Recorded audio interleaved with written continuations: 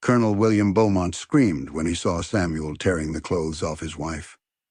It was Christmas Eve, 1855, and the Beaumont's plantation house in Beaufort County, Mississippi, was witnessing a revenge that would forever upend the order of things. The cold December wind blew in through the open windows, carrying the scent of magnolia that Eleanor so loved. "Now you'll see how it feels, Colonel," Samuel said, holding Mrs. Eleanor by the hair as she wept. "You're going to watch your wife the same way I watched my Sarah." 3 days earlier, Mrs. B. Eleanor had ordered the colonel to have the overseers rape Sarah before Samuel's eyes, forcing him to watch as 2 foremen held him with rough ropes that... "My God, what have you done to him?" Mrs. Eleanor tried to shield herself with trembling hands. "William, help me. Make him stop." But the colonel could only watch, tied up like an animal for slaughter, just as Samuel had been forced to watch Sarah 3 days before. The ropes that bound him were the same ones used to tie up runaway slaves. "Did you think I would forget?" Samuel tore the green French silk dress that had cost a fortune. "Did you think a black man has no feelings, no dignity, no heart?" Each word came out slowly, calculated, as if savoring a revenge that had been anticipated for 15 years of silent servitude. 15 years of swallowing humiliations, witnessing injustices, storing every offense in his memory. "Sarah cried just the way you're crying now," Samuel continued, his eyes reflecting the candlelight. "But no one stopped when she begged. No one had mercy on her." In the adjoining room, the grand piano remained open to the music. Mrs. Bill Eleanor had played the night before, a romantic waltz by Strauss that now sounded like a funeral march in the colonel's head. The notes seemed to echo like a lament for the dead. "I was always loyal," William shouted, cold sweat running down his face. "I always treated you well. I gave you privileges no other slave had." "Lies." Samuel turned his face to him, showing the old scars on his neck. "You used me as a whip against my own people. You made me beat innocent children. You forced me to whip a pregnant woman until she lost her child." The truth hurt more than the ropes cutting into the colonel's wrists. He knew he had turned Samuel into a monster just like himself, forged in cruelty and tempered by suffering. "And when your wife wanted to destroy my Sarah," Samuel turned his attention back to Mrs. Eleanor, who was trembling like a leaf in the wind. "You obeyed without hesitation, without question, without a thought." The fire in the hearth crackled, illuminating the tears streaming down the mistress's face, the same tears Sarah had shed 3 days earlier when she begged for a mercy that never came. "Please," Mrs. Eleanor whispered, her voice from crying. "I have small children. They need their mother." "Sarah could have had children too," Samuel replied, his voice heavy with ancestral pain. "But you ended that possibility. You killed not only her, but all the children we could have had." On the dining table decorated for Christmas, every one of Mrs. Eleanor's tears paid back the humiliation that had burned in Samuel's soul like a branding iron. Every moan echoed Sarah's ignored pleas. "You ordered the overseers to do this to my wife," Samuel repeated with every movement, his voice rising in intensity. "You said it was to teach her place. Now you will feel on your own skin what you ordered for Sarah." The candles on the table flickered in the cold wind coming through the windows, creating dancing shadows on the walls. It was as if the spirits of the dead slaves had come to witness the revenge, and when Samuel was finished, when the dignity of the big house was crushed, just as the dignity of the slave quarters had been crushed, he whispered in the colonel's ear, "Now you know what it's like to be someone's property. What it's like to have no rights, no voice, no humanity." The revenge was just beginning, and this was only the first night of a debt that would take a long time to be settled. The year is 1855, Beaufort County, Mississippi. The Beaufort plantation stretched for 10,000 acres across the fertile floodplains of the Mississippi River. It was the largest cotton plantation in the region, where 300 slaves toiled under the relentless command of Colonel William Beaumont. A man of 52 known for his blind obedience, to his wife and for the brutal methods of discipline that made his plantation feared throughout the state. His graying beard barely concealed the smallpox scars that had disfigured his face since youth, giving him an even more sinister appearance. 40 lashes, he would always say with the same calculated coldness. And if he faints, wait for him to wake up to continue. I want him to learn the lesson properly. The colonel had inherited not only his father's land, but also his refined cruelty. He believed that slaves only obeyed out of fear, and he made sure to keep that fear alive through exemplary punishments that echoed throughout the slave quarters. Samuel, 38 years old, had been the head overseer for 15 years. His enormous hands knew both the handle of the whip and the workings of the cotton gin. Tall, strong, with broad shoulders that carried not only cotton, but also the weight of being the colonel's right-hand man in all his cruelties. "You're different from the others, Samuel," the colonel would always say, while smoking his Cuban cigar. "You have intelligence. You have strength. That's why I trust you to maintain order." The cruel paradox of slavery, the slave who punished other slaves, the man who had to choose daily between being a victim or a tormentor, knowing that any hesitation could cost him his own life. Married to Sarah, a housemaid in the big house, Samuel had built the dangerous illusion that his loyalty and efficiency would protect them from their master's excesses. He believed that by being too useful to be discarded, he would have some protection. Sarah, a woman with skin as light as coffee with milk and delicate features that resembled a porcelain doll, had served the Beaumont family since she was a girl. Her curly hair was always tied in a perfect bun. Her almond-shaped eyes smiled even on the most difficult days, as if they held a secret of hope. An orphan since the age of 5, when her parents died of yellow fever, she had been raised in the big house, and almost like an adopted daughter, she had learned to read in secret, listening to the lessons of the colonel's children, and she spoke with an education that deeply irritated Mrs. Eleanor. But she always aroused Mrs. Eleanor's sick and irrational jealousy. The mistress saw in the slave's beauty a constant threat to her position. She imagined that her husband secretly desired her, that guests praised her too much, that she thought herself superior to the other slaves because of her appearance and education. "That __ thinks she's too pretty," Mrs. Eleanor would murmur to her friends during soirees. "She thinks she's our equal. One day I'll show her her place once and for all." The couple lived in a separate cabin in the yard, a privilege few slaves on the plantation had. 2 small but clean rooms with a window overlooking the orchard. But it was a palace compared to the overcrowded slave quarters where dozens of people slept on the dirt floor. A privilege that would become a deadly curse when it finally awakened the murderous envy of the big house. The routine at Buford Plantation began at 4 o'clock in the morning when the chapel bell woke all the slaves for another day of grueling work. Samuel would get up first, light the oil lamp, and wake Sarah with a loving kiss on her sweaty forehead. "Good morning, my love," she would whisper, stretching her arms like a lazy cat. "Good morning, my beautiful girl," he would reply, admiring for a moment the woman who was his only joy in that hell. Precious moments of tenderness that contrasted dramatically with the brutality that awaited them throughout the day.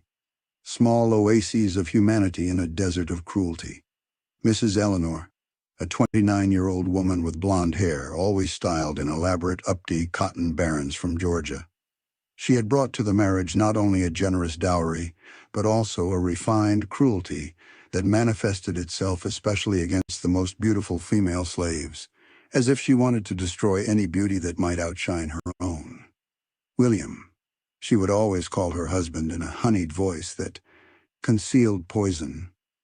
"I need to talk to you about the discipline of the female slaves. They've been very insolent lately, and the colonel would obey without question like a well-trained dog." Mrs. Eleanor's power over her husband was absolute and inexplicable. A word from her became an immediate order. A whim turned into an unassailable law. A look of displeasure was enough to sentence someone to death. "That Sarah's getting too bold," she would sometimes say for no apparent reason. "She looks at you too much when she serves the coffee." I think she's forgetting her place. Lies she carefully planted to justify future cruelties she was already planning in her disturbed mind. The slaves at Beaufort knew from experience that Mrs. Ella Laner was more dangerous than the colonel himself. He punished for discipline, following a twisted but predictable logic. She tortured for pure pleasure with no logic or limit. Watch out for the mistress. They warned each other in cautious whispers. She smiles when she hits. She likes to see blood. She's the devil in a dress. In the large slave quarters where the other slaves live crowded together. The stories repeated every night like a litany of suffering. He was buried in a shallow grave, without a priest, without a prayer, without a name on the rough wooden cross.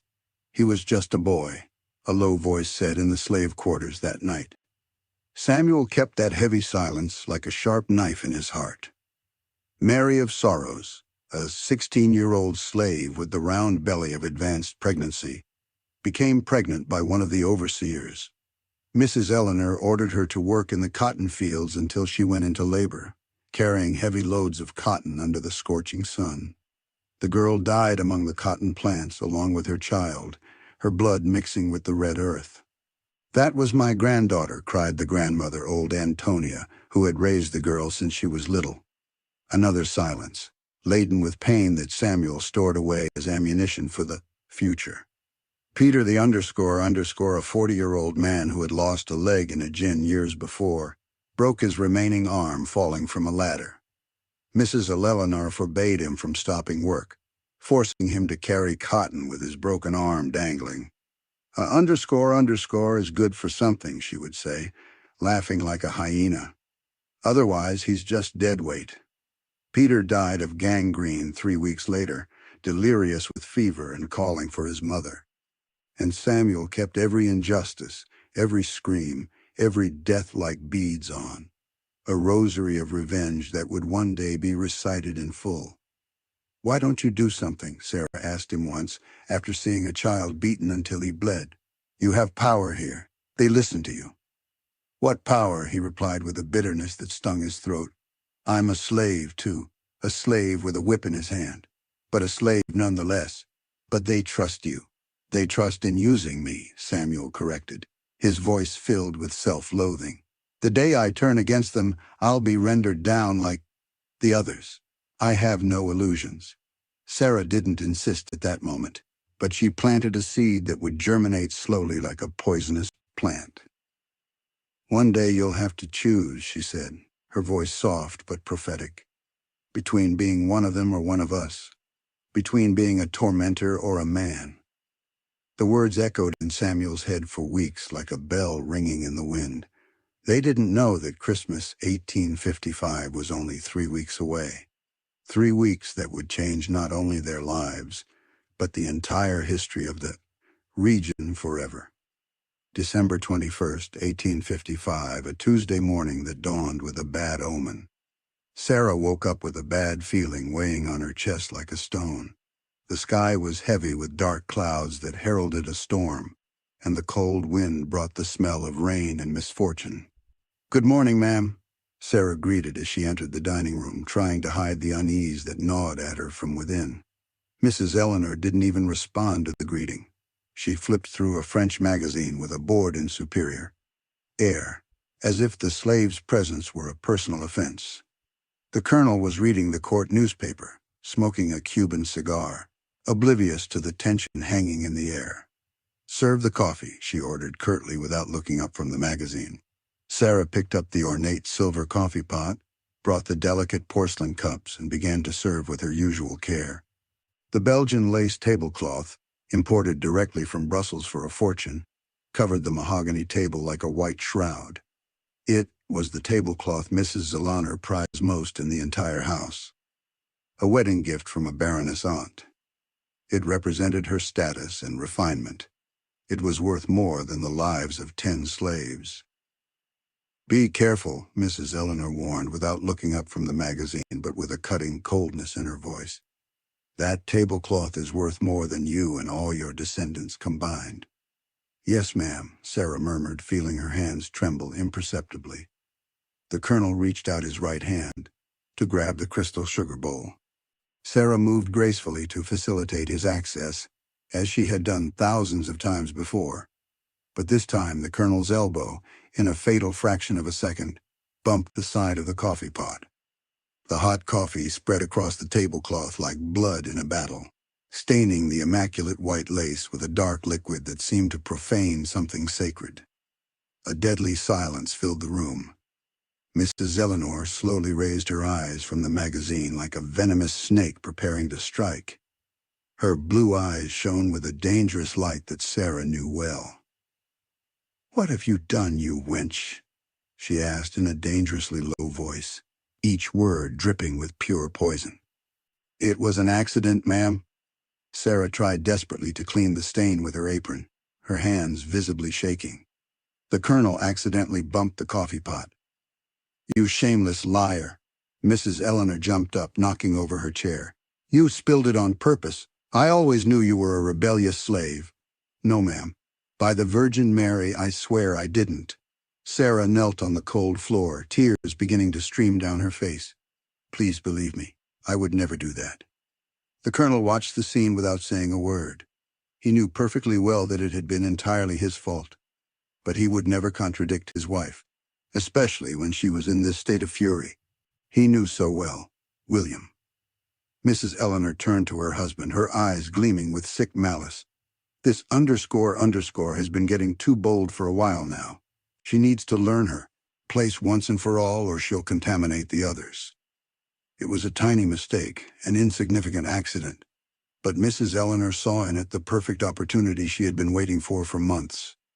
The chance to definitively destroy the slave who bothered her so much with her beauty and education. "What punishment do you want me to order my flour?" the Colonel asked, already knowing he wouldn't like the answer. The words that came out of Mrs. Eleanor's mouth would have frozen the blood of anyone with a shred of humanity left in their soul. "Have the overseers do to her the same thing you do to me in bed," she said with a cruel smile that deformed her beautiful face in front of her husband. "So she learns once and for all that a slave's wife has no rights to anything, not even her own body." Sarah felt the floor give way beneath her. She knew exactly what the mistress was ordering, and the horror of the situation hit her like a lightning bolt from a clear sky. "Please, ma'am," she begged on her knees, her hands clasped as if in prayer. "I have a husband. I'm a married woman before God. I have honor. Slaves don't marry." Mrs. Eleanor cut her off with refined cruelty. "Slaves couple like animals in a pasture, and animals have no rights, no honor, nothing. They're just meat to be used." The Colonel obeyed without question, as he always did when his wife gave orders. 20 years of marriage had turned him into her puppet. "Call Samuel," he ordered the servants waiting in the kitchen, and the overseers, John the Rogue and Peter the Whip. "Tell them it's urgent." Sarah tried to get up and run, but 2 house slaves held her by the arms. The mistress's order was absolute law, even when it went against all human instincts. Samuel came running across the yard, thinking there was some emergency in the cotton fields or a problem with the machinery. When he saw Sarah being held in tears and the look of pure hatred on the mistress's face, he understood immediately that something terrible was about to happen. "What happened?" he asked, breathing heavily, his heart already racing. "Your wife has disrespected this house and this family," the Colonel declared in a solemn voice, as if he were a judge. "She purposely spilled coffee on my wife's wedding tablecloth, an act of rebellion that cannot go unpunished." "It was an accident, Colonel," Samuel defended desperately. "Sarah would never do something like that. She's obedient. She's always been a good slave." "It was not an accident," Mrs. Eleanor interrupted, her voice as sharp as a razor. "It was calculated disrespect, and disrespect must be punished in equal measure to serve as an example." The overseers arrived quickly, John the Rogue and Peter the Whip, brutal men who carried out tortures as if they were killing chickens for dinner without feeling or remorse. "Tie him to the porch columns," the Colonel ordered, pointing at Samuel. "Tie him tight so he can't escape. Colonel, for the love of God and the Virgin Mary."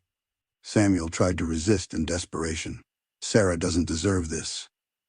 She's a good slave. She's always served this house well." "A good slave doesn't spill coffee on her mistress's tablecloth," Mrs. Eleanor retorted, savoring every word. "And a slave's husband watches silently what his masters decide to do." 4 strong men held Samuel as he struggled like a caged animal. Thick hemp ropes tied his arms to the porch columns, cutting his skin until it bled. They forced him to watch as they dragged Sarah to the center of the yard, as if it were a spectacle. "Now you'll learn," Mrs. Bra Eleanor said to Sarah, her voice as sweet as poisoned honey. "What happens to a slave who thinks she's equal to her mistress?" In front of her immobilized husband, and under the eyes of all the other slaves who were forced to watch, the 2 overseers raped Sarah for 2 endless hours, following every sadistic instruction that Mrs. Eleanor gave from the porch like a director of a macabre play. "This will teach her that she's just property," the mistress repeated as Samuel bled from his wrists, desperately trying to free himself from the ropes. "Property to be used as one pleases." "Stop, for Christ's sake, stop it," Samuel shouted, his voice from screaming. "She's my wife, my wife." But no one stopped. The colonel watched, smoking his cigar as if he were watching any other spectacle. Mrs. Eleanor smiled as if she were watching her favorite play. Sarah stopped screaming after the first hour. Her eyes no longer saw anything of this world. Her body moved like a broken doll, but her soul had gone to a place where pain could not reach. "Enough," Mrs. Eleanor finally said when she tired of the spectacle. "I think the lesson has been well learned by all." When the ropes finally fell, Samuel ran to his wife like a madman. He picked her up in his arms with infinite care, felt her cold body despite the heat, saw her eyes lost in the void. "Sarah," he whispered with a broken voice, "my love, talk to me. Please say something." She looked at him as if she didn't recognize her own husband. Her mouth moved slowly, but no sound came out. It was as if she had forgotten how to speak. Samuel carried Sarah to their small cabin as if he were carrying his own wounded heart. He laid her on the bed with clean sheets, covered her carefully, brought fresh water, washed the blood with infinite tenderness, and made an herbal tea her mother had taught him. "You're going to be okay," he repeated like a prayer. "I'll take care of you. No one will ever hurt you again." But Sarah didn't answer. For 3 days she lay there staring at the thatched ceiling as if searching for something that was no longer there. She didn't eat, didn't drink, didn't speak, didn't cry. In the early morning of the 3rd day she finally opened her mouth for the first and last time. "Samuel," she whispered with a ghostly voice that came from another world. "I'm here, my love." He took her cold hand and held it as if he could warm it. "Will you avenge me?" she asked, her eyes finally focusing on his face. Samuel felt his heart break into 1,000 pieces. "I will," he promised, his voice choked with emotion. "By all that is sacred and by our souls, I will." "Then I can go in peace," Sarah murmured with a faint smile. And she closed her eyes forever, taking with her the last spark of humanity that remained in Samuel. Samuel held the cold hand of the woman he loved until the sun rose. The man he had been died at that moment along with her. What was born in his place was pure, distilled vengeance in human form. It was Christmas Eve, and Samuel already knew exactly what he was going to do. December 24th, 1855, the Christmas Eve that would be remembered for generations. Samuel woke up before the chapel bell even rang, as if an internal clock of revenge had awakened him. The empty cabin still held Sarah's sweet scent mixed with the aroma of the flowers she grew by the window. "Today is the day," he murmured, kissing the simple ring she wore, an iron ring he had forged himself. "Today they will pay for every tear, every drop of blood." Samuel feigned normality throughout the morning, playing the role of the obedient slave one last time. He commanded the work of the cotton gin with his usual efficiency, assigned tasks to the field slaves, and solved minor problems. No one suspected that inside he was seething with a hatred that had been concentrating for 3 days of planning. "How are you feeling, Samuel?" asked Hakeem, one of the older slaves. "We all feel very sorry for Sarah." "I'm fine," Samuel lied perfectly. "Sarah is resting in a better place now. She was too good for this world, Hakim said, shaking his head. She was, Samuel agreed, his eyes shining with a dangerous light.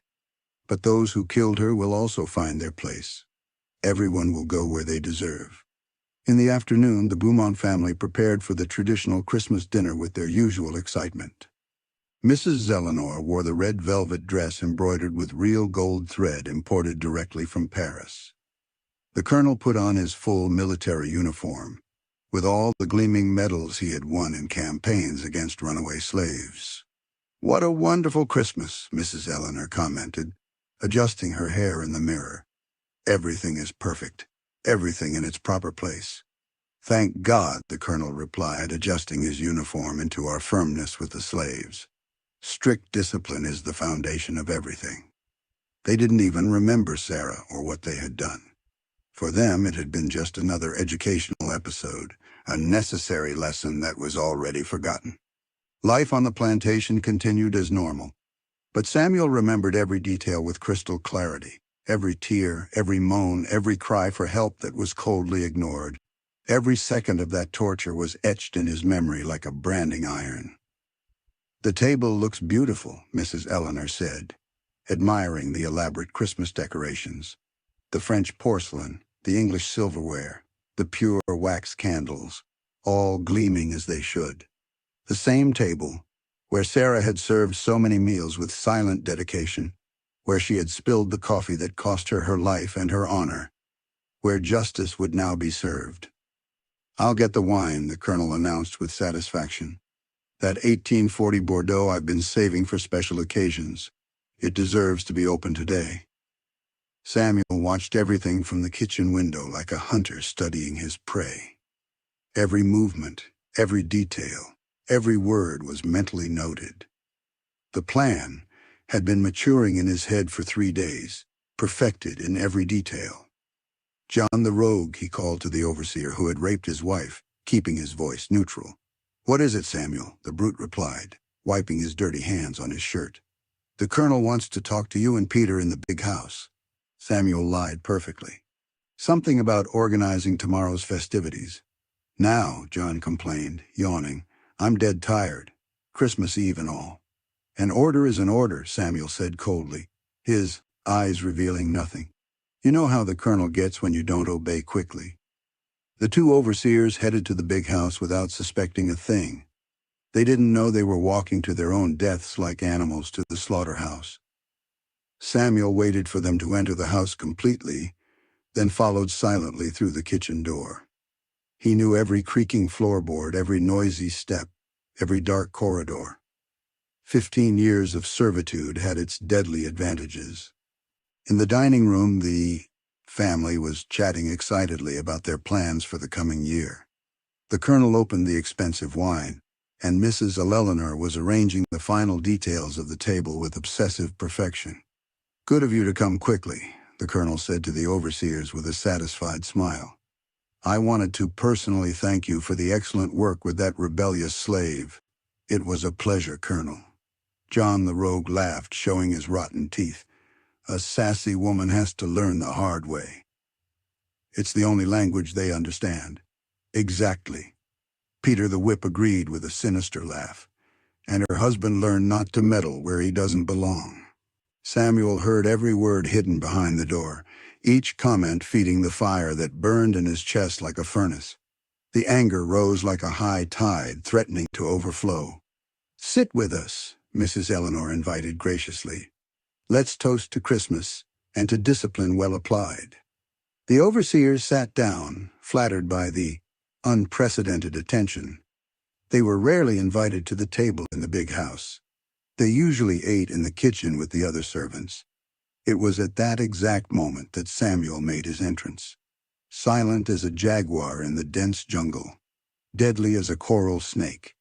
In his hands he carried the colonel's own hunting rifle, loaded with 2 cartridges. "Nobody move," he said, appearing at the door of the room like an apparition. The silence was instantaneous and absolute. Everyone froze with their glasses in the air as if time had stopped. The wine stopped bubbling. The candles stopped flickering. "Samuel," the colonel shouted, recovering from the shock. "What do you think you're doing? Have you lost your mind?" "I'm collecting a debt you've forgotten," Samuel replied, pointing the gun firmly. "A debt of blood and tears." Mrs. Eleanor dropped her glass from her trembling hand. The red wine spread across the white tablecloth like blood on a shroud, a prophecy of what was to come. "Have you gone completely mad?" she asked in a trembling voice, still trying to maintain her authority. "A slave does not point a gun at his masters." "Mad?" Samuel laughed with a bitterness that cut the air. "Perhaps, but it was you who drove me mad. You who turned me into this." John the Rogue tried to stand up slowly, calculating his chances of disarming Samuel, but Samuel moved the barrel in his direction with deadly precision. "Sit down and stay quiet," he ordered with murderous coldness. "Your turn hasn't come yet, but it will." The overseer obeyed immediately, cold sweat running down his forehead. Samuel forced the colonel to tie himself to the chair at the head of the table, the same chair where he presided over family meals, where he made all the decisions about the life and death of the slaves. "Now you're going to watch everything," Samuel said, personally tightening the ropes until they hurt. "The same way you forced me to watch Sarah be destroyed." "Watch what?" the colonel asked, his voice choked, already knowing the answer and dreading it. "Your wife being treated exactly as you treated mine." Mrs. Eleanor tried to run desperately to the bedroom, but Samuel grabbed her arm with irresistible force. The strength of 15 years of carrying cotton was impossible to overcome. "Sit there," he ordered, pushing her unceremoniously into a chair. "And be very quiet, because the show is about to begin." "Samuel, for the love of God and the Virgin Mary," the colonel shouted, struggling uselessly. "I just wanted to teach her a lesson. You can't do this to a lady." "The lady ordered the overseers to do this to my wife," Samuel said, looking directly into Mrs. Eleanor's terrified eyes. "Now you will feel on your own skin what you ordered for Sarah." "I am a lady," Mrs. Eleanor screamed hysterically. "I am a baron's daughter. You can't treat me like this." "Sarah was a lady too," Samuel replied, with deadly calm. "She could read. She spoke beautifully. She was educated. But that didn't save her from you." In front of her bound husband, and under the terrified eyes of the overseers, Samuel raped Mrs. Eleanor on the dining table, under the desperate eyes of the colonel, who screamed and tried to free himself from the ropes until he bled. "You thought I would forget," Samuel repeated methodically with every movement. "You thought a black man has no feelings, no dignity, no man's heart." Every action was calculated. Every movement had a purpose. It was not just violence. It was justice being applied in equal measure. When he was finished, Mrs. Eleanor was completely destroyed, her body broken, her soul shattered, her gaze lost in the void, exactly like Sarah 3 days before. "Now comes the best part of the show," Samuel announced, picking up the butcher knife he had brought from the kitchen. "What are you going to do?" the colonel asked, terrified, his voice a whisper. "Exactly what you did to me," Samuel replied with icy coldness. "You're going to watch the people you love die in front of you, slowly." The first was Mrs. Eleanor. Samuel slit her throat slowly, staring into the colonel's eyes so that he wouldn't miss a single second of her agony. "This is how Sarah died," he said as the hot blood gushed out slowly, losing her life with every second, feeling her soul escape. The colonel screamed like a mortally wounded animal. The love he felt for his wife turned into pure, excruciating agony that seemed to tear his chest apart. "Eleanor, my dear Eleanor," he bellowed until his voice was. "Now you know exactly how I felt," Samuel said, wiping the knife on the dead woman's red dress. "It's terrible, isn't it?"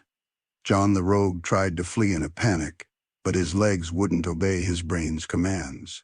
The terror had paralyzed every muscle in his body. "Your turn has come," Samuel said, approaching like a predator. "Please, for the love of your children," John begged on his knees. "I have a family, a wife.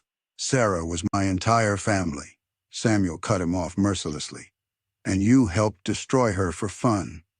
The knife entered between John the Rogue's ribs, slowly finding his heart. But Samuel was in no hurry. He let the overseer bleed out gradually like a pig being bled in a slaughterhouse. "Does it hurt much?" Samuel asked with genuine curiosity. Sarah felt a lot of pain, too. For 2 hours, she felt pain. Peter the Whip was desperately trying to crawl to the door, leaving a trail of urine on the floor. But Samuel stepped hard on his back. "Easy now, B. Not so fast," he said, almost conversationally. "Your judgment isn't over yet." The knife methodically cut the tendons in Peter's legs, then his arms. The man slowly became a bleeding heap of flesh, unable to move. "Now you won't be running from anyone ever again," Samuel said with satisfaction. "Just like Sarah couldn't run from you." The colonel watched everything, powerless to do anything, just as Samuel had been forced to watch the systematic destruction of Sarah. "Why don't you just kill me at once?" William asked, his voice completely. "Because I'm not finished yet," Samuel replied methodically. "You still have to feel all the suffering you caused me down to the last ounce." Peter the Whip took exactly 15 minutes to die. Samuel made sure it was slow, painful, conscious. "There," he finally said, wiping his bloody hands on a clean cloth. "Now all that's left is for you to complete the set." The colonel was completely psychologically destroyed. His wife dead, his overseers dead, his house turned into a bloody slaughterhouse. "Are you going to kill me too?" he asked without hope. "No," Samuel said calmly, untying the ropes. "You're going to live the rest of your life with this on your conscience, just like I would have had to live if I hadn't gotten my revenge." "How will I be able to live with this?" The colonel cried like a child. "The same way you thought I was going to live without Sarah," Samuel replied with relentless logic. And he walked out of the big house without any hurry, as if he were just finishing another day's work. He passed by the small grave where Sarah was buried under the mango tree. He knelt on the still, fresh earth. "It's done, my love," he whispered, touching the earth. "The debt is paid. You can rest in peace now." Samuel disappeared into the impenetrable darkness of the Atlantic forest that surrounded the plantation like a protective cloak. He took only the clothes on his back, Sarah's ring in his pocket, and the absolute certainty that he had carried out the justice that the white man's laws never would. Behind him, he left a trail of blood and terror that would forever change the history of the region and the relationship between masters and slaves in the Mississippi Valley. Colonel William remained seated among the decomposing bodies until the sun had fully risen, staring at the dried blood that stained the French porcelain, his wife's red dress that had become a shroud, the lifeless eyes that silently accused him. "Eleanor," he murmured incessantly, touching his wife's cold face. "My dear Eleanor, forgive what we did." When the other slaves found the carnage on that bright Christmas morning, no one cried for the dead. There was only a heavy, respectful silence, mixed with a relief they dared not show openly. "Samuel did what we all wanted to do," whispered Maria Conga, the oldest slave in the quarters. "He didn't just avenge Sarah," said another slave with restrained admiration. "He avenged all of us, all who died, all who suffered. Now they know they can die too." A third added that they bleed like common people. The colonel never reported the crime to the proper authorities. How could he explain that a slave had raped and murdered his wife in front of him? How could he publicly admit that he had completely lost control of his own plantation? The social shame was infinitely greater than the thirst for revenge. "What exactly happened here?" asked the sheriff from Beaufort County, who came to investigate the persistent rumors of violence. "Bandits," the colonel lied, avoiding the man's eyes. "Outlaws broke into the house on Christmas Eve. They killed my wife and fled. And the slave Samuel," the sheriff insisted, consulting his notes. "Where is he now?" "He fled during the confusion," William replied, unable to hold his gaze. "He must have gotten scared and ran into the woods." But the real story spread like wildfire through the slave quarters of the entire region. The slaves have their own sophisticated communication networks that work better than any newspaper, and the truth always finds a way to travel. "Have you heard about Samuel from Beaufort?" They would ask each other discreetly at the open-air markets. "The one who took justice into his own hands," they would reply, their eyes shining. "That's the one. He proved that even a slave has a limit, and when that limit is crossed, the legend grew exponentially with each retelling. In some versions, Samuel had killed 10 brutal overseers. In others, he had burned down the entire big house with the family inside. In more elaborate versions, the spirits had come down to help him in his revenge. But the emotional core always remained exactly the same. A man who had lost everything he loved in life and exacted a just price for the suffering inflicted upon him in the same cruel currency. 3 months after the bloody revenge, Colonel Williams sold the Bopford plantation for a price far below market value. He could no longer sleep a single night in the house where he had lost his wife and witnessed his own cowardice. "I'm moving to the capital for good," he announced to the slaves gathered in the yard. "You will be sold to other masters in the region." No one seemed surprised by the decision. Everyone knew that after that Christmas night, nothing would ever be the same on the plantation or in the region. "What if the new master is even worse than this one?" an old female slave asked with genuine concern. "He can't be worse," Shyam replied, smiling for the first time in years. "Now they all know that we can fight back when they cross the line. They know they can die too," another slave added, "that they're not immortal as they thought." For decades on the plantations scattered throughout the Mississippi Valley, whenever a mistress ordered excessive abuse against female slaves, the captives would whisper among themselves, "Beware of Samuel from Beaufort." The name became a powerful symbol that even the most obedient and submissive slave had a human limit. Older, more experienced masters began to carefully instruct their new wives and teenage children. Never humiliate married slaves in front of their spouses. "Why not?" they would ask, not understanding. "Because there are things that are not forgiven," they would reply nervously, looking over their shoulders. "There are limits that cannot be crossed without consequences." The extraordinary story of Samuel reached as far as New Orleans, carried by merchants and travelers. In the circles of defiance, it became a song of resistance. In the secret spiritual gatherings, it became a powerful prayer for protection against oppressors. "Samuel, my protector," the defiant ones would sing, "give me the strength to fight back when injustice hits too hard." Healers and root doctors began to invoke his name in special concoctions against oppressors and potions for courage. "Take this mixture with faith," they would say, to mistreated slaves seeking help. And always remember Samuel from Beaufort, who showed that every man has a sacred right to dignity. In 1865, when the 13th Amendment was finally ratified, many former slaves from all over the state made a pilgrimage to Beaufort County. They wanted to see for themselves the plantation where the first real revenge had taken place. "It was here that one of us proved definitively that we were not cowards," an emotional old freedman said, showing the place to his curious grandchildren. He proved that when injustice surpassed all limits of humanity, revenge came in the same cruel measure. Samuel was never found or captured. Some people solemnly swore to have seen him working in hidden maroon communities in the swamps. Others said he had become a respected healer in remote villages in the backwoods of Louisiana.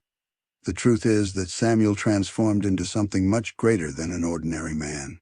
He became a symbol, a living legend, a concrete hope for justice.